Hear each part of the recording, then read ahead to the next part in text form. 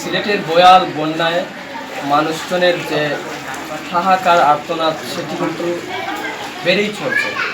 পানি নেমে যাচ্ছে বাসাবাড়ি থেকে, সড়ক থেকেও পানি নামছে, কিন্তু মানুষের যে দুঃখ দুর্দশা আর্তনাদ সেটি কিন্তু কোনোভাবেই থামানো যাচ্ছে না।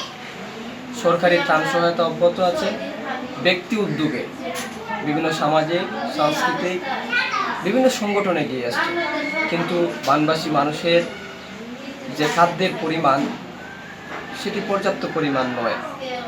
এমতো অবস্থায় বানবাসী মানুষরা চান আরও এগিয়ে আসতে বিত্তবানদের। আমরা এমনই বেশ কয়েকটি পরিবারের সঙ্গে কয়েকজন কথা বলবো যাদের গড়ে আর অবশিষ্ট কিছুই নেই। চিড়ামুড়ি খেয়েও তারা কোনো রকমের জীবন বাঁচানোর চেষ্টা করছেন, সংগ্রাম লড়াই করে যাচ্ছেন গত 6 দিন যাবৎ। ভাতের দেখা না পেয়ে ঘরের শিশু সন্তানদের নিয়ে চরম দুর্দিন বিপাকে পড়েছেন এই উপশহর এলাকার শাহিন ব্যাগ কলোনির বাসিন্দারা। চলুন আমরা তাদের সঙ্গেই কথা বলব।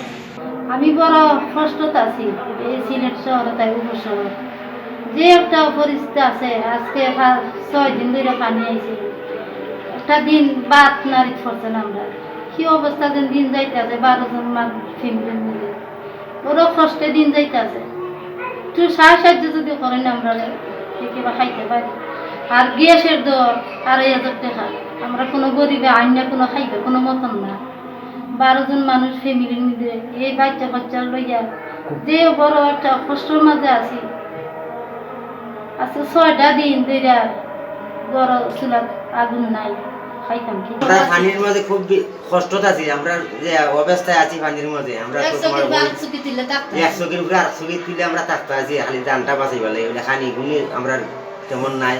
সেটা কষ্টত আছি আমরা। এরপরে তোমার ওই চিরামুড়ি খাই আমরা আছি বর্তমানে। চিরামুড়িও পাওয়া যায় না, তো দাম। এরপরে মোমবাতি জ্বালাইও আছি, 10 টাকার জায়গা 5 টাকার জায়গা 10 টাকা মোমবাতি ওটা জ্বালাইয়া লাইট কাটাই বাচ্চা চলে খুব অসহায় আমরা আছি। এখন আমরা একটু আপনারা একটু সাহায্য করো, তো আমরা একটু গরিব ঘুরে পাইলাম আমরা খাইব। আমরা একটু কষ্টের মধ্যে আছি।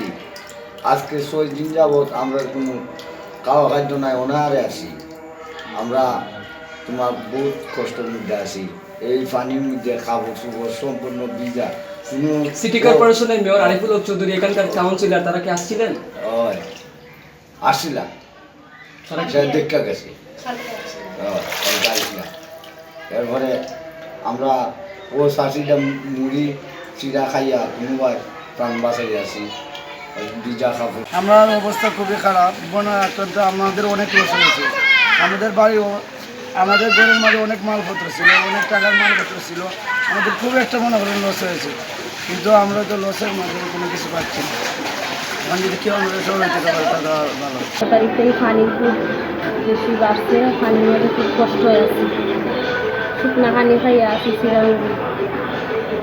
আমার গরু 2 জন আর অসুস্থ রুগীও আছে, খুব কষ্ট হচ্ছে। বাসা ছাড়া পেলে নিচে অন্য জায়গায়